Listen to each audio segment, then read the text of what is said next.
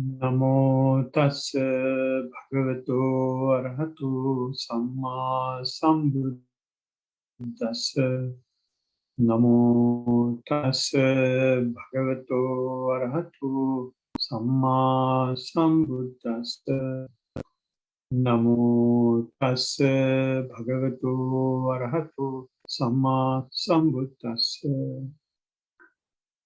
Respect to the chief abbot of the temple, other senior monks, and to all my teachers. Thank you, everyone, for completing almost the second day of this non-residential retreat. You are the key to the success of the program. As you know, we have allocated this time to support the practice, to support what we are doing. And one such supportive factor is the listening supportive factor. So to provide listening supportive factor, we have selected a discourse by the Lord Buddha. The name of the discourse is Vajji Putta Sutta. In this discourse, a monk from Vajjian clan comes to the Buddha and says, I can't observe more than 150 rules of the monastic code, although we are reciting on a fortnightly basis. Then Buddha says, all right, can you adhere to 3 of them? And then he gives the 3 codes. They are training in and living by virtue, training in and living by the mind, and training in living by the discernment. So we have taken the first one, virtue, how you heighten virtue and how you live by it, right? So if I give a summary of what we discussed yesterday before coming on to today's topic, which is how you heighten the mind and how you train to do that and how you live by it. Yesterday we discussed there are many virtues starting from 5 to 227 for fully ordained monastics, males, and for nuns, 317, if I remember right. Of these precepts, the main purpose is to restrain from physical and verbal deeds. When you do that, you will be taking away the fear that you may inflict onto the society. And as a result, you also will not be afraid of any blame from outside world, your own self-criticism and self-condemnation, and there will not have any punishment from the government. And finally, you will not go to the nether world. So by participating in a program like this,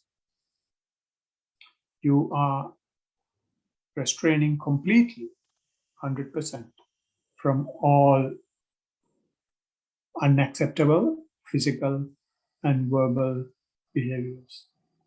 So no matter whether you consider that your meditation or the mindfulness practice was successful or not, just by being here, you have allowed yourself to 100% observe the precepts.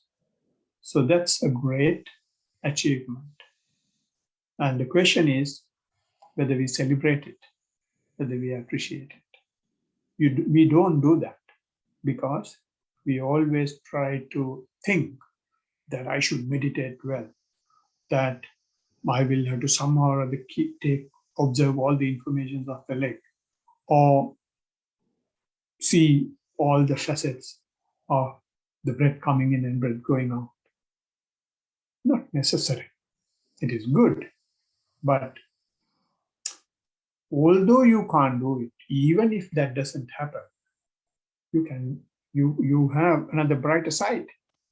The brighter side is that you have observed all the precepts. So usually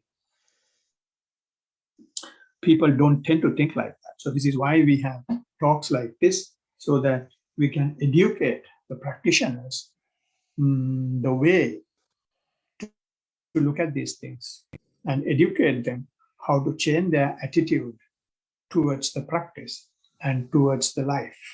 So ultimately, what we are simply teaching and the participants learn is happiness, no matter whether your meditation is good or bad, you are a winner. So that is the summary of yesterday's talk. So if I get on to today's topic, training in and living by the heightened mind, that's a bit of a challenge, but it is very progressive. Let me put it this way.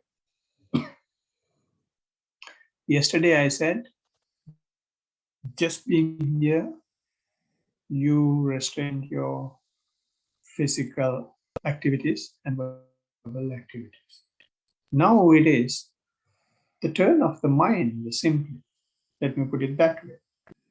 In other words, when we do any work, any activity, any deed, there are three main steps. Anything first happens in the mind. Then it stems to the verbal level, and then the physical level. It may be coming to a retreat like this, or going for a complete residential retreat, or it may be shouting at somebody, or it may be offering a flower, or it may be a vow. First, the seed is in the mind, and then it is verbalized, and then it is actioned. So we have, to a certain extent, settled down, calmed down our physical and verbal activities so that we can map the path to the mind. So we are there today. So we will see with our practice how the mind gets opened. How the mind gets opened is when you try to practice, as I said yesterday and a little while ago, when you can't observe the right foot and the left foot, or any sensation on the sole of the feet while walking, or when you can't keep your attention to the breath coming in and going out, it is not possible because you may have thoughts, or your attention goes to the pain that you may have in your back, or in the knee, or in the legs. Or it may be because of the sounds that you hear, or it may be because of the sights that you see while walking. Your attention goes there. What it means is that your mind is suggesting that what you are doing is useless, what you are doing is boring. So it is trying to grab your attention to other things. This is how our mind works. Our mind does always wants something to indulge in, something to keep moving, right? Mind is always looking for various things. Mind is always looking for sensual indulgence, to put it in a simple manner. When the sensual indulgence is not there, mind is craving for it, mind is asking for it by way of thoughts. Mind is asking for it by way of giving pain. When you are sitting to watch a movie for 3 hours continuously, you will not have any pain because your sense faculties are so much engaged with what you are doing. Maybe a movie or listening to a song or maybe going for a concert and dancing, you will not have any aches or pains. But if you sit for 5 minutes and try to observe breath, or if you just observe your walking, after 10 minutes, you get pain all corners of your body. So this is how our mind is asking for sense pleasure and craving for sense pleasure. So it's the same thing with the sights also that you see while walking. Your walking is so much boring. You don't gain anything. There is nothing for you to keep chewing. There is nothing for you to taste in walking. So therefore, eye is a very strong faculty. So it attracts many other things that are wrong rather than observing the steps and observing the sole of the feet, observing what you actually feel on the feet, right? So that way, mind gets activated. So I have just taken one such facet of the mind, which is the desire to have sense pleasure. And another thing that the mind will bring forward is the ill will, right? Since you are not giving what the mind is asking for or what you are used to do, which is playing video game or reading a book or doing something else, and some anger might arise within even without your knowledge, right? It may be while sitting or while walking, right? That is again another facet of the mind.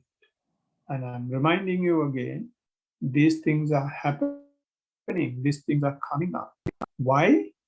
Because your physical and verbal activities are shut. If they are working, then you will never be able to see these things. So this will happen only to a person who is at least trying to practice mindfulness. If you don't do that, the other people who are not practicing, they don't know that the mind is at least working like this. When they just keep indulging in whatever they do, if they get angry, and they act on it, so they can't see that the mind is working like this. So I've given you two things that might happen when you try to practice the activations of the mind. There is another side, um, how the mind gets activated. That is, suppose you you don't have any sense desire, it will not arise.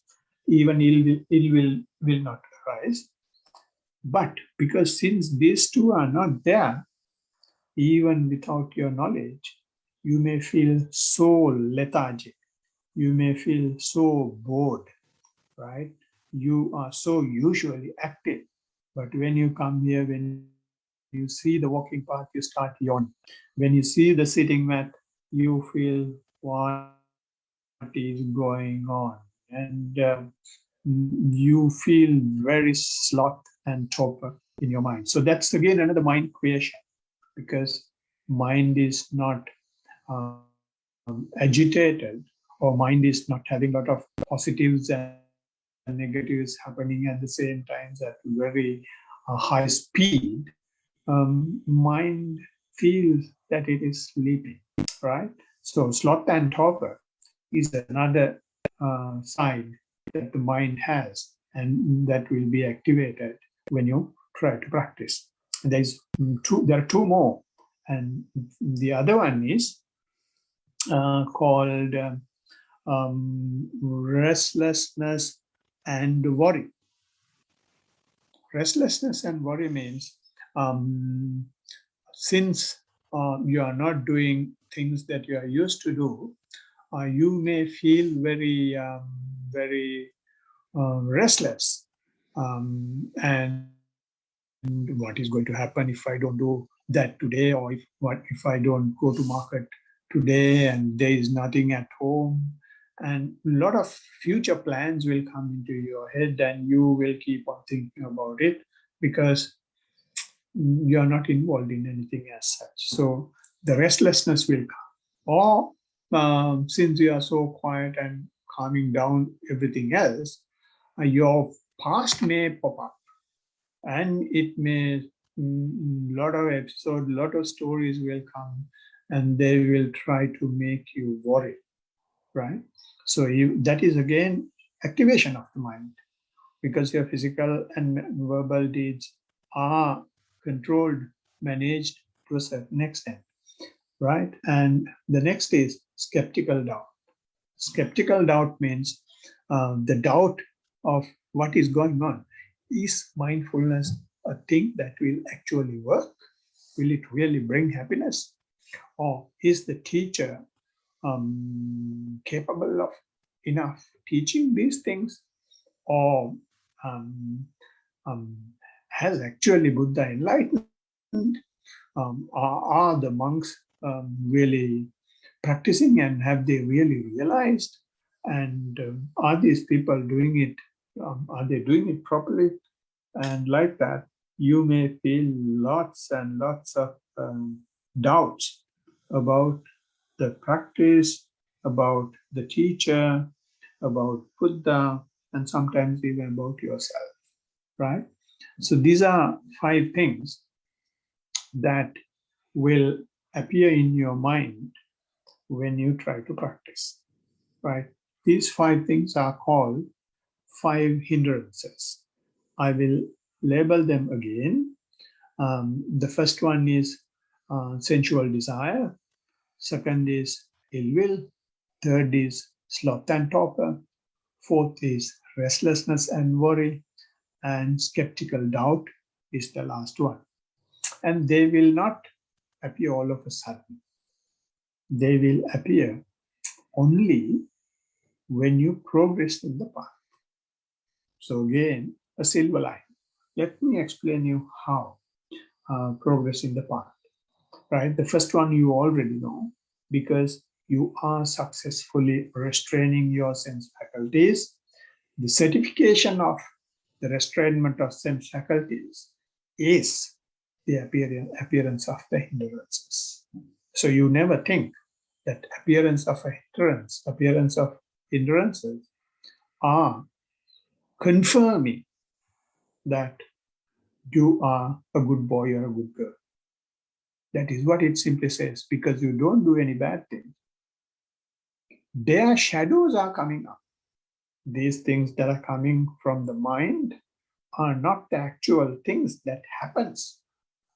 They are the shades and shadows and images and the negatives of the things that you have been doing physically and verbally. So in other words, these things that pop up are just bodiless, helpless, very feeble mental appearances only, right? So they are not strong, but the mind is trying to make them so big. Okay, so when you to come to this level, you will have to uh, you will have to progress in your practice. Progress in your practice in the sense you initially struggle to bring your attention to the breath, or bring your attention to the informations of the walking process. So when that happens, when you come and tell your teacher will say, okay, don't worry, you have already completed your precepts, although you don't see anything, any information. But at the same time, teacher will try to promote you, try to encourage you to see information. So how he will promote is by asking you if to be more mindful. And he will give ways how you can be more mindful. How you can be more mindful is, one, he says, if you can't, he will ask why you aren't able to take your attention to the primary object. Then you will say, okay, I'm getting thoughts, or I'm having pain, so I see more sights while walking, or I can't just bear up the noise. What some you will give some disturbance, right? Then the teacher will ask, is the disturbance overwhelming, or can you keep them at bay? And then even if the disturbances are there, are you able to keep your attention to the main object, primary object? And you will say yes or no. If you say yes, then there is nothing to worry. Let the disturbances be there. You may try to observe your breath as much as possible, or observe the sole of the feet as much as possible without worrying about the disturbance that you are talking about. But some people will say, no, because of the disturbance, I can't take my attention at all to the primary object. My disturbance is so overwhelming. Then the teacher will say, doesn't matter, although you don't have the primary object, you have a new object.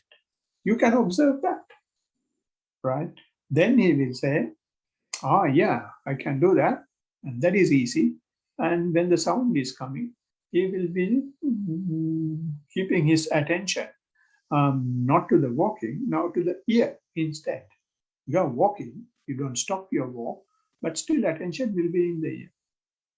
And then it is the same thing even for the other things. If it is thought, you will observe the thoughts coming, or if it is pain, you will observe where the pain is, right? So like that, if the disturbance is overwhelming, you just simply accept the disturbance, you observe the disturbance as you are observing the main object, because that has become you.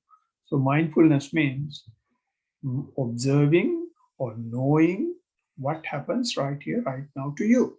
So this is happening to you. So you simply observe that, and therefore you are mindful, right? So some people will say, even if I try to observe, it is difficult. Then the teachers will say, if it is difficult, what you can do is you can just label it, right? While walking, you try to label when you take the right foot, you can say right until you place it, and then observe whatever that you feel. Similarly, left foot, left, you will observe that. So when you do that, there is no opportunity in the mind that it will go to thoughts or it will go to any other disturbance, because there is something else that the mind is having to do. Similarly, for breath. Similarly, while sitting, if you can't just keep your attention, as I said earlier, what you can do is you can label it. You label in, out, in, out. So when you keep on doing that, you find it directs your attention to what you should actually be doing. And then you meet the object. Say, for example, when you're sitting, you are saying while the breath is happening, while in-breath is taking place, you label it as in, and when out-breath is happening, you label it as out. breath happens, you label it as out, out, out, out, out. And you will be with in and out for some time. And when you are with in and out, what happens is you know that it is happening and you are exactly with that. And with that, you get more and more close to your in-breath and out-breath. When you get close to your in-breath and out-breath, you start seeing more things about it. You may see that in-breath is coming from one nostril and out-breath is going from another nostril.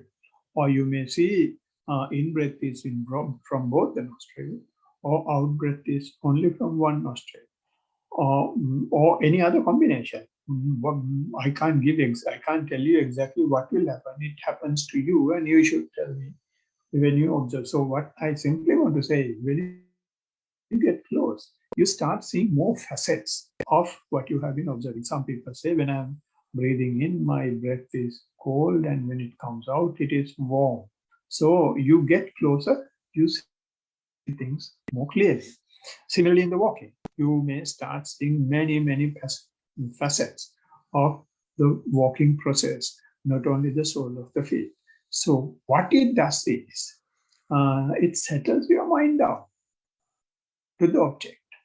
And even if it goes away, you are able to observe even the what you call disturbance.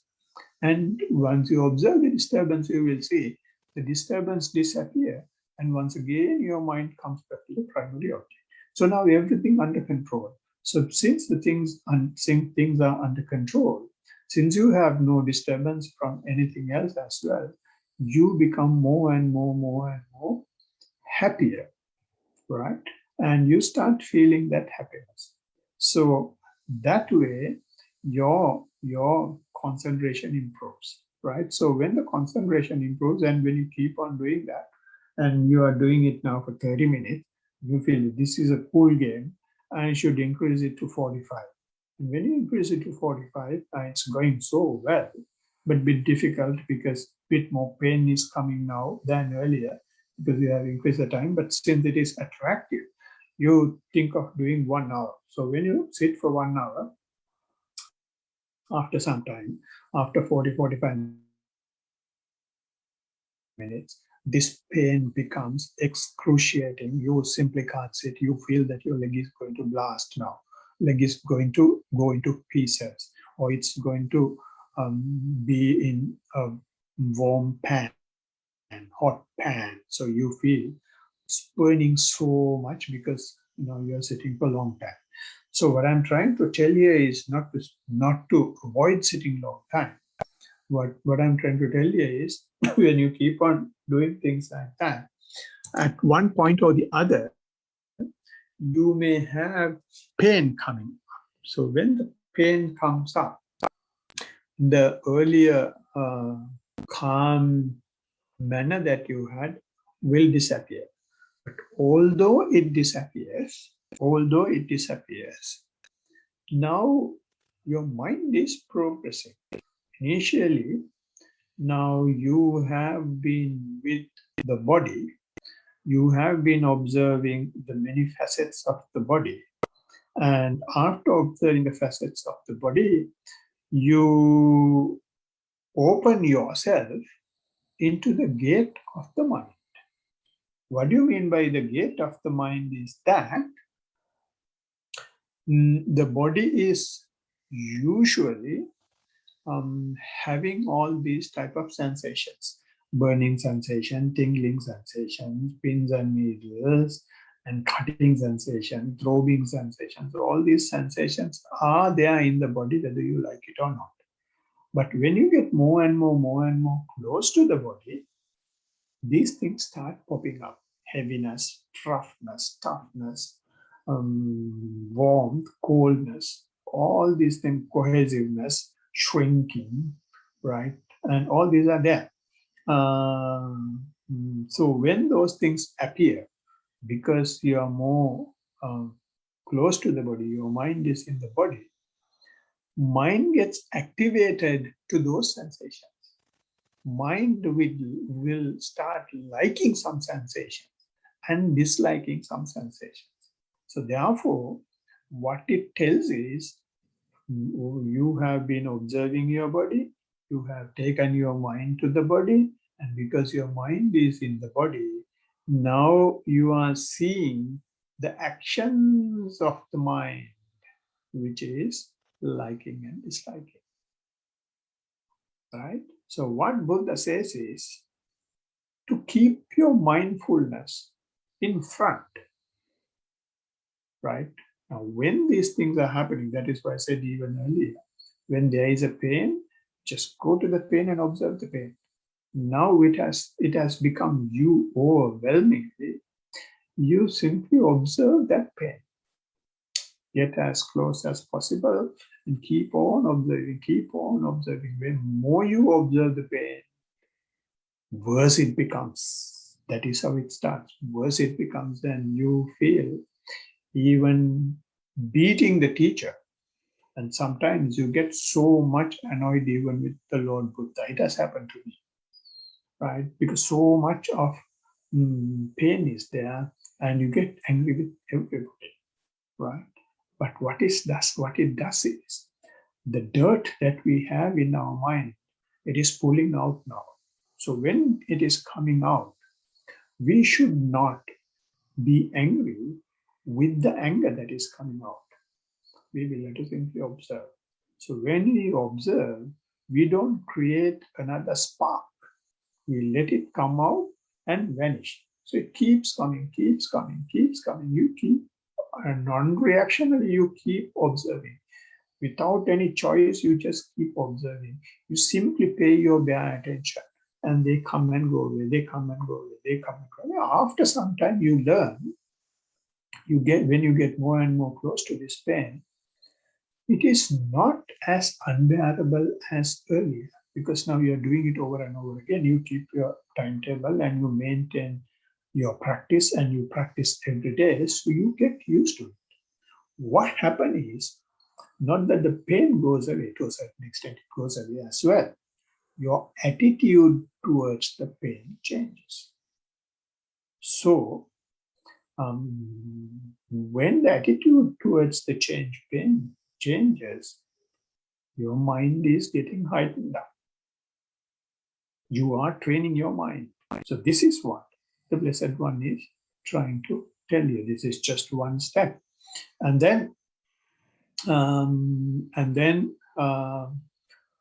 similarly, I'm just taking one side of the pain, which is the unpleasant side.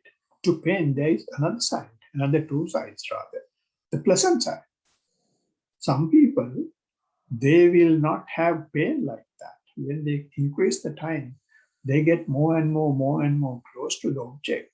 And they say they get more engrossed with the object and they start enjoying that. It becomes so much enjoyable, so much fascinating. And they start liking it, right? So even there, this is a very serious spot, serious point, serious place, serious juncture. Because when that happens, no complaints at all. You simply indulge this pleasure, this blissful situation, more than your sensual pleasure. Therefore, teachers will have to struggle to find out, because since they don't talk during interviews and during discussions, because it's going so well. So teachers some or other do tricks and get these people to talk about their practice, and then see what sort of mentality they have towards it. So when you have pleasurable feeling, what I simply want to say is what the Blessed One has said is keep the mindfulness to the fore. Be aware that you are in a pleasurable feeling. So if you are aware in a pleasurable feeling, and if you are not engrossed in it, if you are not being overwhelmed by it, then it can't take over you. Otherwise, if you are not mindful, it will take over you, and then you will not know what's happening. So you will have to be, whether it's pleasant feeling or unpleasant feeling, doesn't matter. You will have to be simply mindful and be aware of where you are in that particular point in time. Now, also, it comes to a point for every both pleasant and unpleasant feelings. When you are mindful, you don't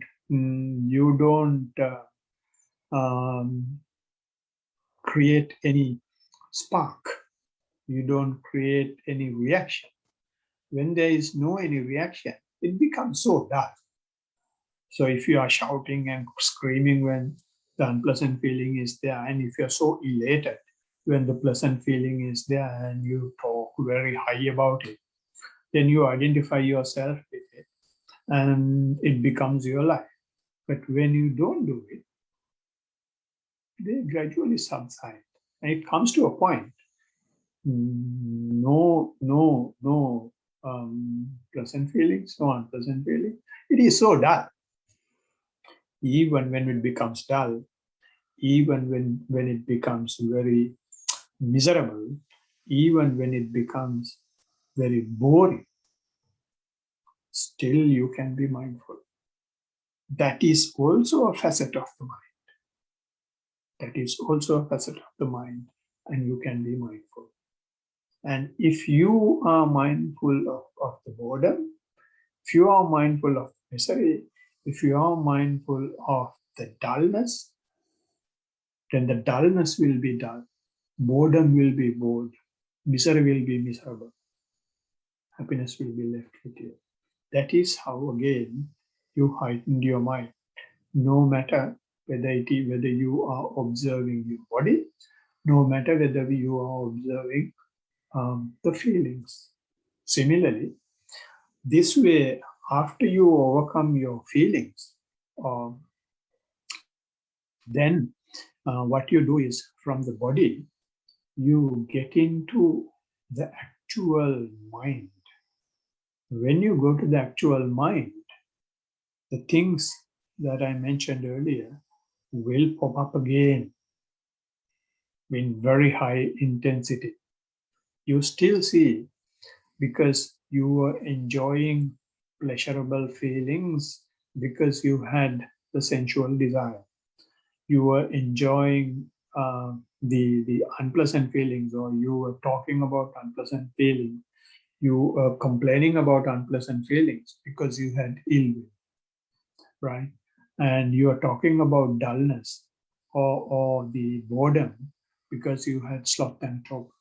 So, although they have disappeared as a feeling, the lower layer or the stronger layer of the very same thing is still in your mind. It is like an iceberg. When you burn the tip of the iceberg, the part that was under the water will comes up, because these things are always having upward pressure. That is how the defilements work. That is how the mind works. Physical activities restrained, and verbal activities restrained, and then the gross side of the mind came up. We tackle that by observing the object that is present in that particular time. And once you tackle that, then the gateway to the mind, which is feelings, will come up. Now you have handled that also mindfully.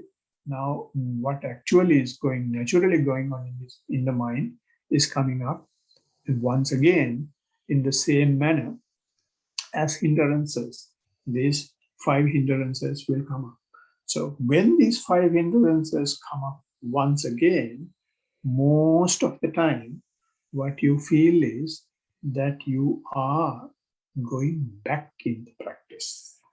I had these things earlier when I started. Then I was able to label the object, or I was able to get closer to the object, and I was able to get rid of them. That's the word you say, get rid of. It doesn't happen so far as the mind is concerned, right? Mind has played a trick with you, and they have just gone down, right? They will never go from the mind. But your mind has progressed through other layers, and now you are in a deeper layer of the mind.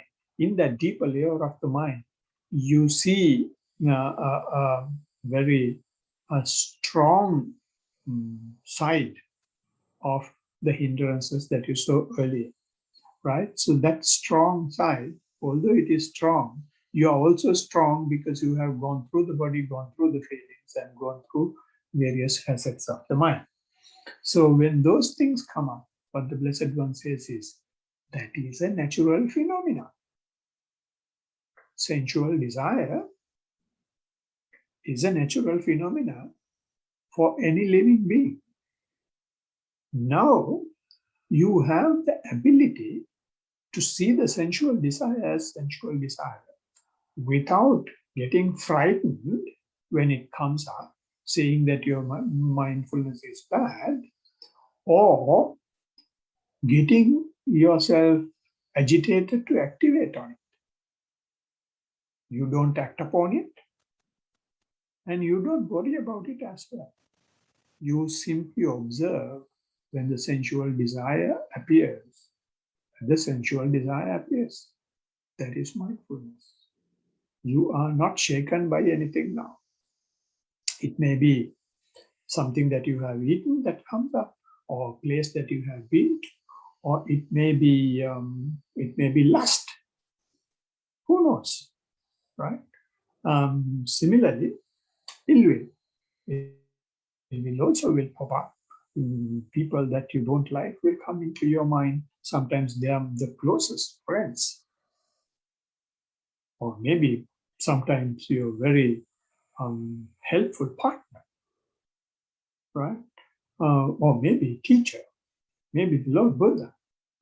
Right? But still, your mind is strong enough, mind is settled enough to see that it is coming up. So you let it come up and keep observing continuously, without any expectation that it will fade away, right? So then, although they come up, since still you are allowing it to come out and you don't react, their strength gets weakened gradually.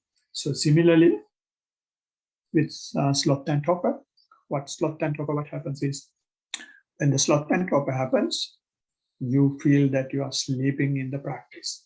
Nothing is happening. Teacher says that's all right. Having sloth and torpor confirms that you are not having sensual desire or ill. If those two are there, you will never feel sleepy. Feeling sleepy means those two are definitely not there. So it's a silver line again. So anything that happens in the practice, there is a brighter side. Anything that you see as going wrong is actually a progressing one. But the practitioner does not know.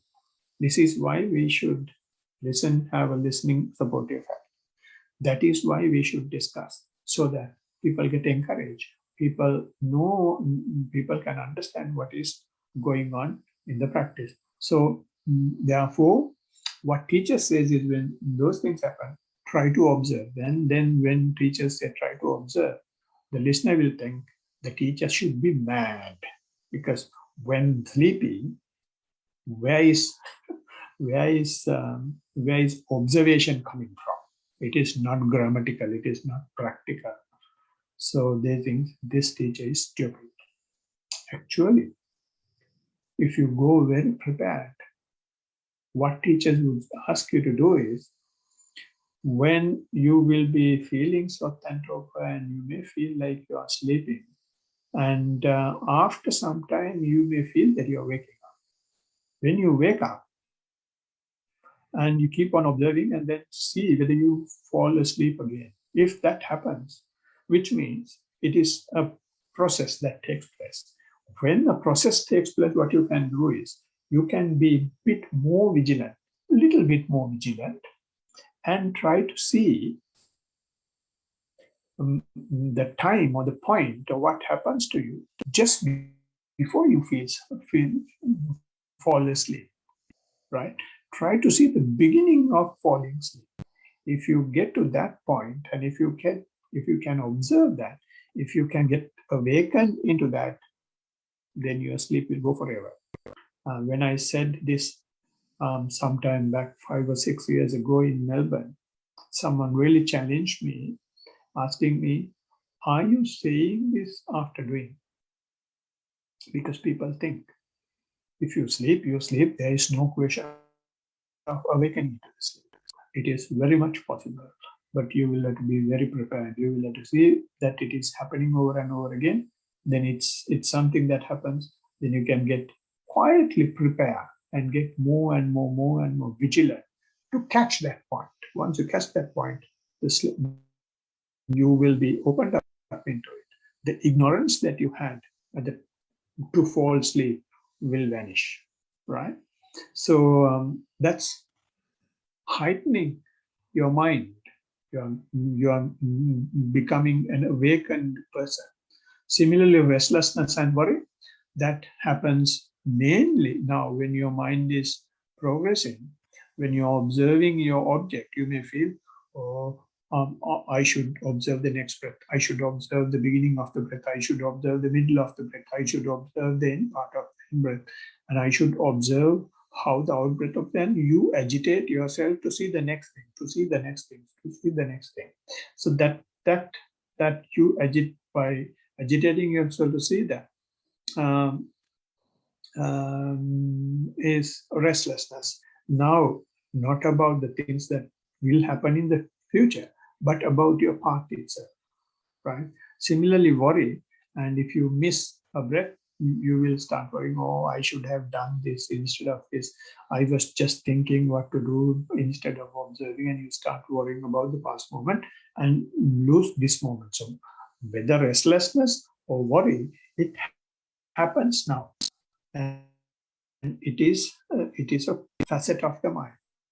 Let it happen if the mind wants it, but you can be away from it, and you can be a third umpire. You can be a spy who is observing what is going on in the mind. It is possible.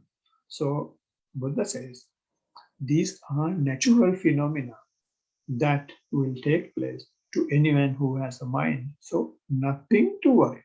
Let them happen and observe, then their strength will come down. Right? But don't expect it. What simply you will have to do is simply observe.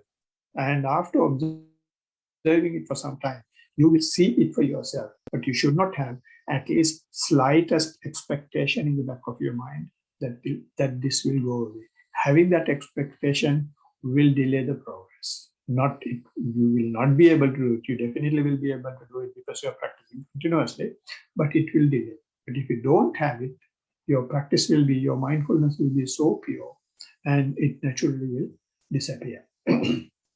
And similarly, skeptical doubt. Having skeptical doubt means showing the genuineness to learn the practice. Right? Someone recently who has come into mindfulness and who came to know about me recently basically took my CV to see whether I am able enough, qualified enough to teach the practice. So we have got to be very sympathetic.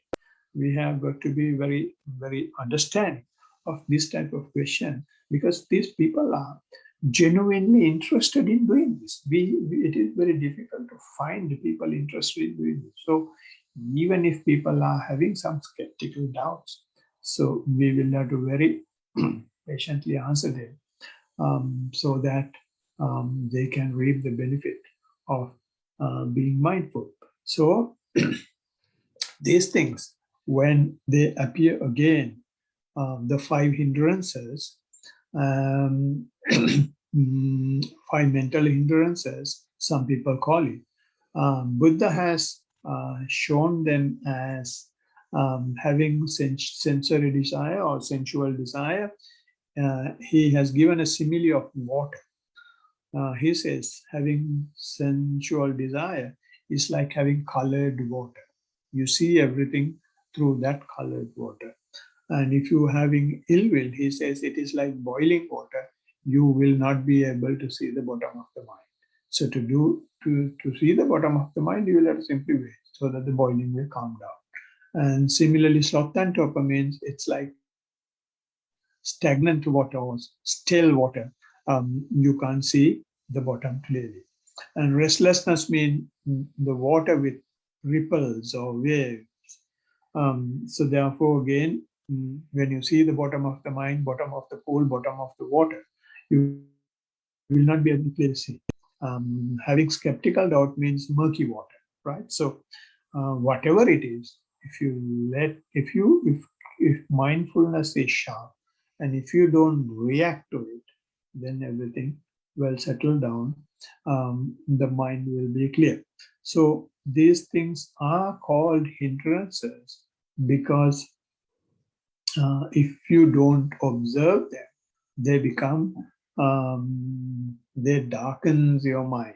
So therefore, since they darkens your mind, they call hindrances, and it blinds your mind. Therefore, they are called hindrances, and it also steps or breaks the development of wisdom. So therefore, they are called hindrances because these are the five things that keep you away from achieving the ultimate happiness, because you try to be 100% perfect. You try to avoid all the sensual desires, avoid all the ill will, avoid all the skeptical doubts, restlessness, and sloth and torpor. When you try to do that, it is impossible. This is the nature of the mind. This is the mind that we have developed over and over again in our existence. So they are there in the way. Only thing what we should do is we should learn the art of not being agitated by them. And that is what the mindfulness is doing. So if you get agitated, then they will darken your mind, they will blind your mind, they will break the wisdom that the mind can go, and it will weaken the wisdom, and you will be distanced from truly achieving the liberation of this bondage that the mind is having with the body. So in this manner, when you improve your mind, you can see that your mind is getting heightened.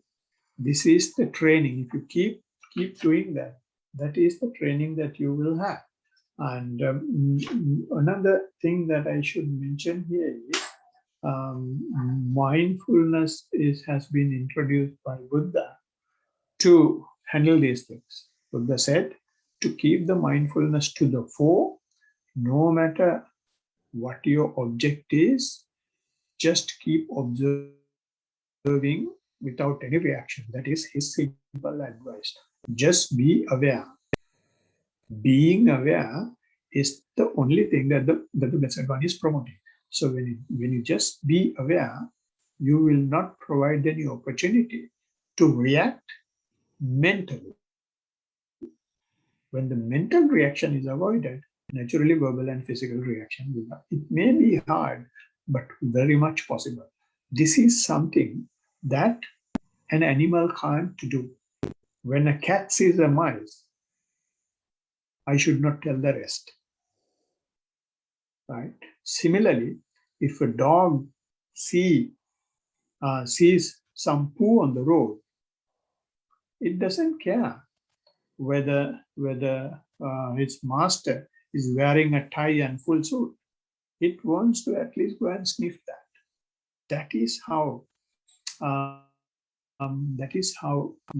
mind is working. So we should not get agitated with that mind.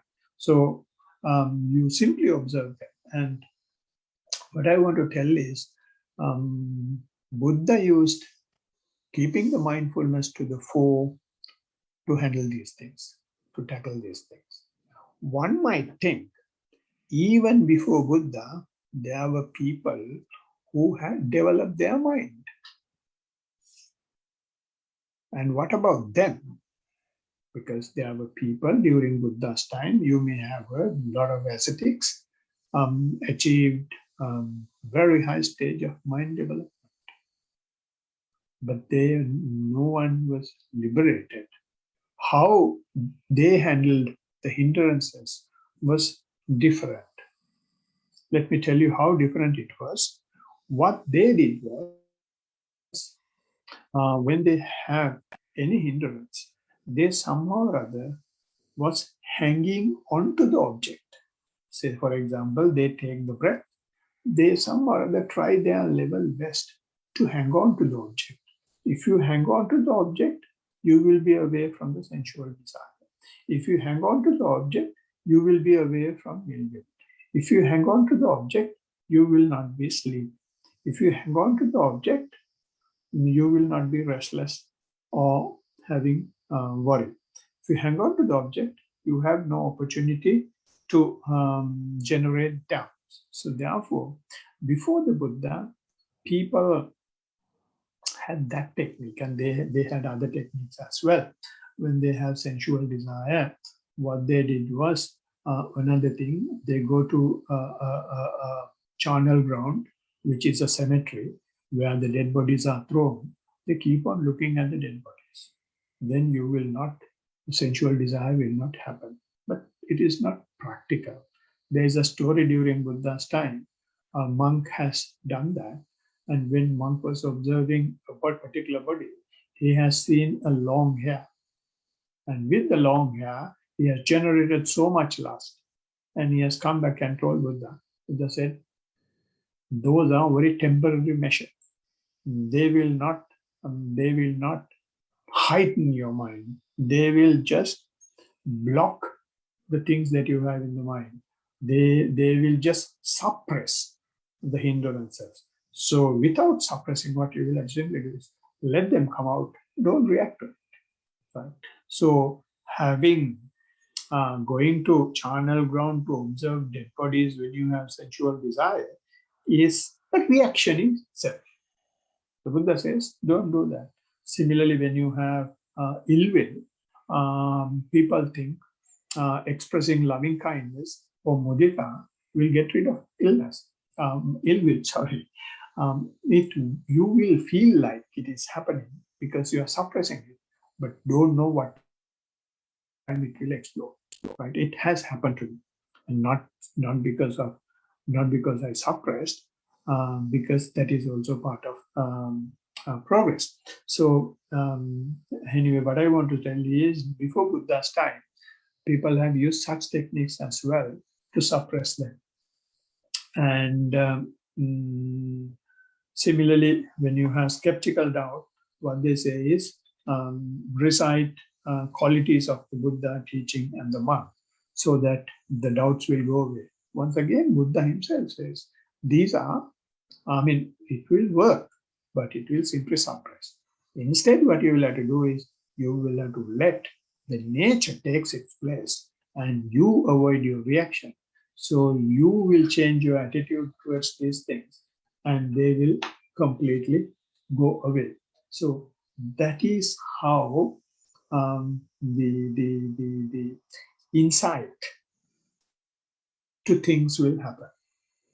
You will go in and dig everything out and clear your contamination that you have in the mind. So when those things happen, Buddha says, my first teaching is seeing evil as evil, and then abandoning, avoiding, or destroying them is my second teaching. So he does not say get rid of them. He says understand evil, understand unpleasantness, understand the things that you don't like as things evil, unpleasant, and don't like. And when you do that, that itself will avoid the thing, will abandon the thing, and will destroy the thing that you don't like. A temporary suspension is, as in tranquil meditation, is insufficient to eradicate the hindrances. Therefore, you will have to adhere to the non-reactional method. So let them emerge. Observe the beginning of them. Observe the middle of them. And observe them until the end. So you can observe them and see how it comes up and see how it affects your body, and then see when it is subsiding, how it is subsiding in the mind and even through the body. Because when something happens, there is a direct relationship with your physical process and mental process. So when the mind is activated mind will always function with the body in reference to the body. Body is the stage of mind. So therefore, you should not, when something appears, okay, it is just gone from the mind. Try to be as close as possible and see how it affects your body as well, so that you will be able to go to the root of those things and not have any traces anywhere. So that is what the Buddha is saying. Keep the mindfulness to the fore. That is the key of the Buddha, not just mindfulness. Keep the mindfulness to the fore. So, not to worry when these things happen. Keep observing. Don't try to avoid or destroy them. Encourage and to observe all the informations of anything that pops up. What size, what quantity, what sort of heat and cold, how close it is to you and how you really feel it, and anything. You observe as much information as possible. So, therefore, the Blessed One upheld that the hindrances is not a hindrance as such, it is a phenomena. So, you don't stone the sinner, you teach the sinner how you come out of the sin that you are already having. A hindrance is human nature, and only a human can observe, an animal can't. So this is a progress in the path and not going backward. So you will be able to hear only these things. If you go to a noble friend, if you hear from a noble friend, if you go and talk this to someone who is not practicing mindfulness, then they will talk all cock and bull stories, and you will lose this valuable Dhamma. So in this manner, hope I have explained to the best of my ability how the mind gets opened and how the mind gets heightened up and how you will train in that, how you will live by it. And that way, you come out of your hindrances and then go to the next stage. And in hindrances, there is one more thing that I should tell you. It's unlike the previous one where transgressional defilement happens. In transgressional defilements, you know that it is something bad, and even the rest of the world also will know. But in the case of this defilements, hindrances, which we call obsessional defilements, only you know. If you have a sense desire, you know, but the man sitting next to you or the woman sitting next to you, the person sleeping with you, your parent, your sibling, no one would know, but only you. Similarly, if you have an ill will, they won't be able to notice. And everything else, all the hindrances are like that. Only you know.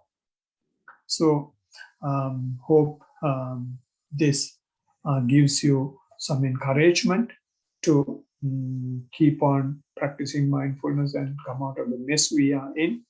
And tomorrow, we are going to discuss another aspect, the discernment. There we are talking about the defilements that even you don't know. So, may you all be well, happy, and peaceful, blessed by the Noble Triple Gem. Theruvan Saranai.